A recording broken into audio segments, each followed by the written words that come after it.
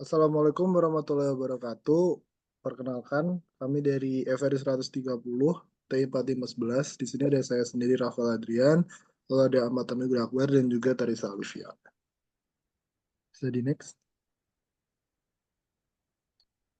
Baik, untuk pada tugas besar kali ini, kita akan membahas tentang CV Beats, yang merupakan sebuah perusahaan yang memproduksi alat bantu pemberian pupuk ergonomis dengan produk utama bernama Adjustable Fertilizer Pump yang dirancang untuk meningkatkan efisiensi dan ergonomi bagi petani untuk mengurangi kelelahan dan risiko kecelakaan.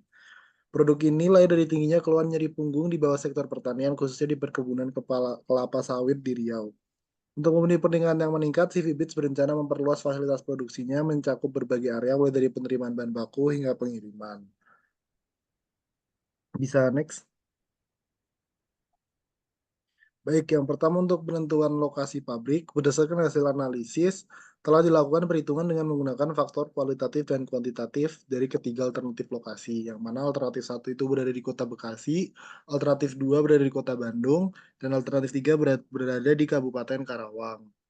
Nah, untuk kuantitatifnya sendiri, faktor-faktornya yang pertama dari segi kuantitatif itu ada UMK atau upah minimum karyawan, lalu ada harga tanah atau land cost, terus ketersediaan lahan atau availability land, dan jarak supplier jarak-jarak supplier dari ketiga supplier ke alternatif satu, dua maupun tiga.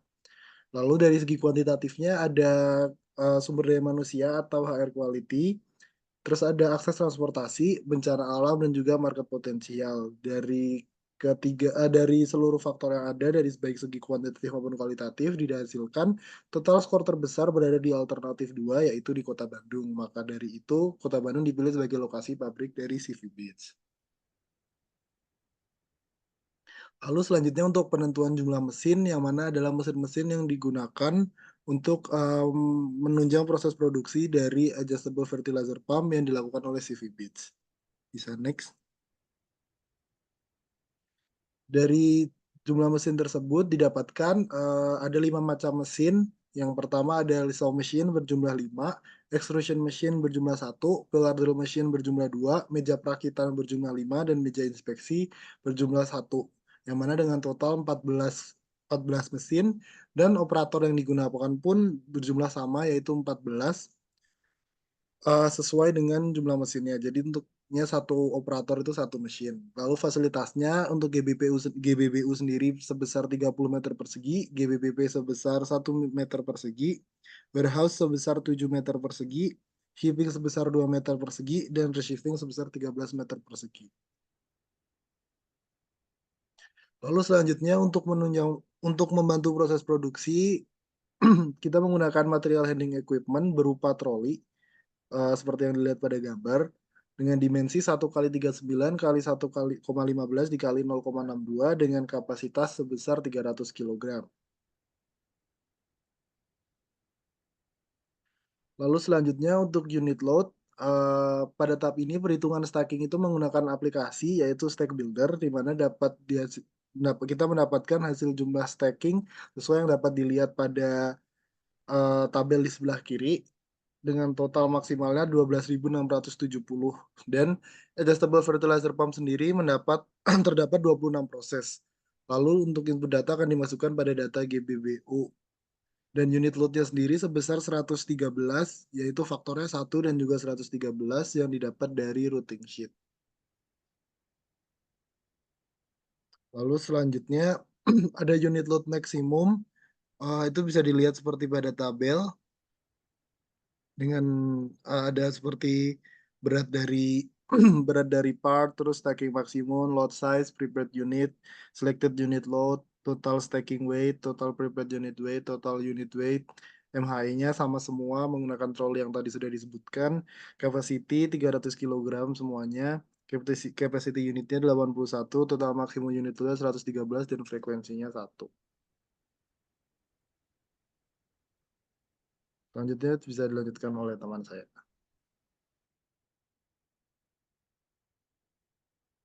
Baik, untuk penentuan luas area pabriknya di sini kita bisa melihat ada sebuah tabel yang merupakan terdapat isi jumlah dimensi yang dibutuhkan untuk fasilitas yang nantinya digunakan dengan menggunakan allowance tertentu.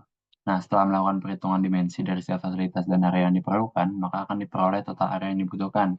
Nah, pada pabrik CV Beats ini kita dapatkan total area yang dibutuhkan sejumlah 1.248 meter persegi.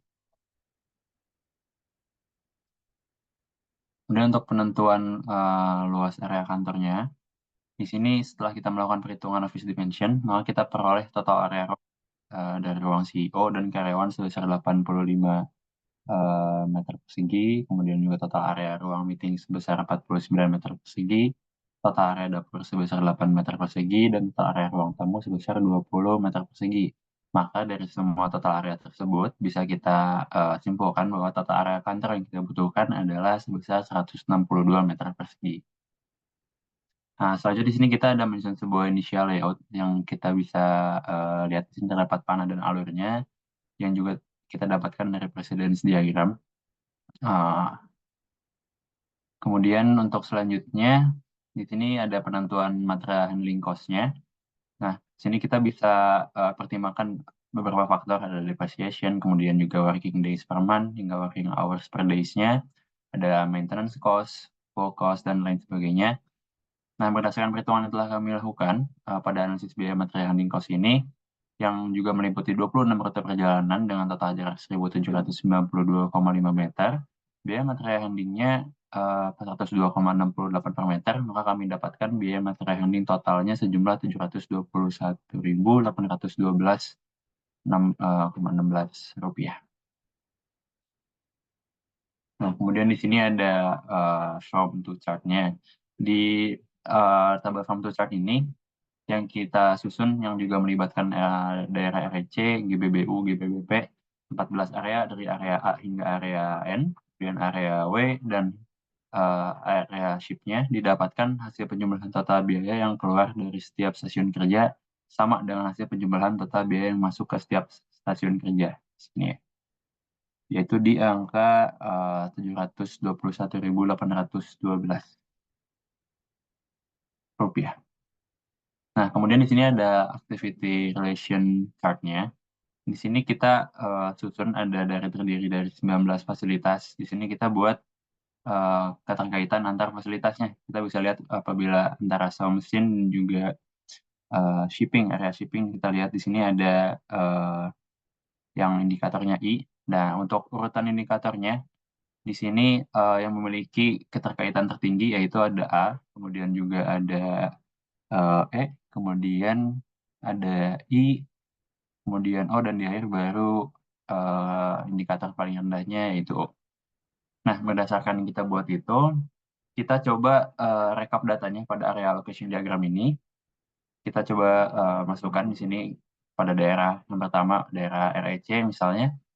Kita masukkan sejumlah ada 2, yaitu 2 dan 3 di area merah, kemudian juga yang 4, 5, 7 yang mendapatkan indikator kuning, hijau, hingga indikator-indikator lain yang sudah terpenuhi semua hingga ke 19 lokasi.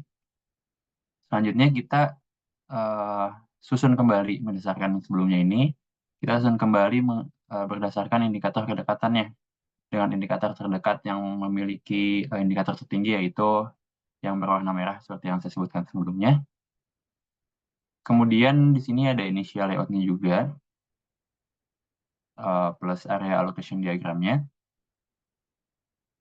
Di sini ada total production floor-nya di 1.248 meter persegi yang kita dapatkan dari penjumlahan total area sebelumnya juga.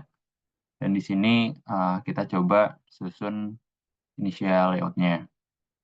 Nah, untuk yang selanjutnya ini masih sama, hanya saja kita coba minimasi, kita coba disimplifikasi dengan rasio 1:6. Bisa kita lihat juga perbandingan dengan slide yang sebelumnya. Kita coba buat lebih kecil dengan rasio 1:6, dan di sini apabila dengan menggunakan rasio 1:6, production floor-nya memiliki luas 65 meter persegi. Baik, untuk selanjutnya akan dilanjutkan oleh rekan saya.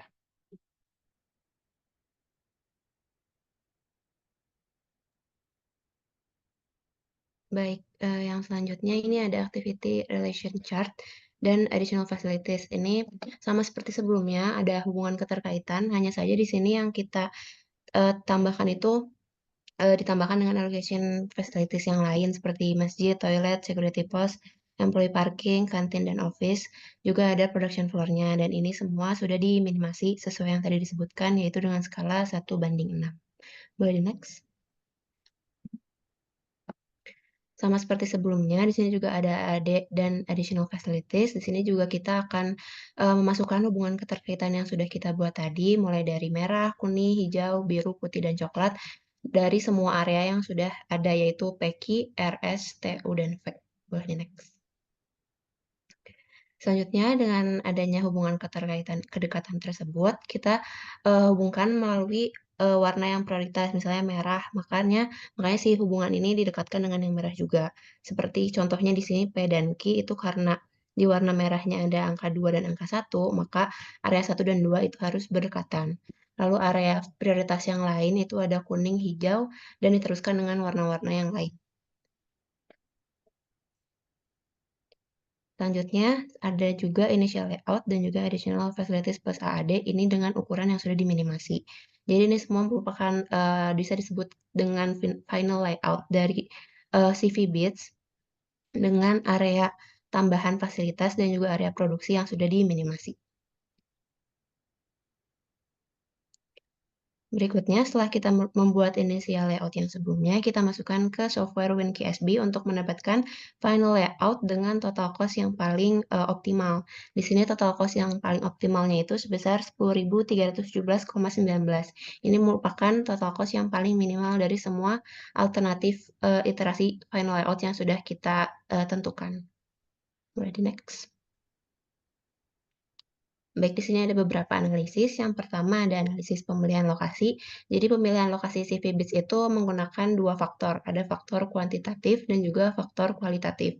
Untuk faktor kuantitatifnya itu ada biaya UMR, harga tanah, ketersediaan lahan, dan jarak supplier. Sedangkan untuk faktor kualitatifnya itu ada kualitas SDM, akses transportasi, potensi bencana alam, dan potensi pasar. Lalu dari ketiga alternatif yang sudah kita ajukan, yaitu ada Bekasi Timur, Kota Bandung, dan Karawang Timur, area yang dipilih adalah Kota Bandung karena meskipun nilai kuantitatifnya itu tidak yang paling terbaik, namun faktor kualitatifnya itu yang paling unggul.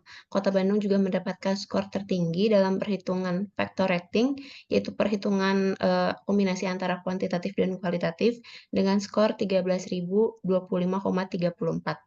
Lokasinya itu bertepatan di Jalan Soekarno-Hatta, Kecamatan Kiara Condong, di Kota Bandung, Jawa Barat, dipilih karena strategis, memiliki akses transportasi yang mudah, ketersediaan lahan yang tinggi, dekat dengan supplier, kualitas SDM yang baik, dan juga potensi pasar yang memadai. Sehingga kelebihan-kelebihan tersebut mampu mendukung aktivitas dari CV Bits. Lalu selanjutnya ada analisis dari desain sistemnya. Jadi untuk memaksimalkan hasil produksi produk kami, maka CV Bits ini membutuhkan total 14 unit fasilitas dari masing-masing jumlahnya, yaitu ada 5 unit show machine, 1 unit extrusion machine, 2 unit pillar drill machine, 5 unit meja perakitan, dan 1 unit meja inspeksi. Lalu untuk total keseluruhan area yang dibutuhkan adalah seluas 1.771 meter persegi. Nah, area ini tuh sudah dilengkapi dengan area produksi, yaitu ada GBBU, GBBP, warehouse, receiving, dan area shipping dengan luas 1.248 meter persegi.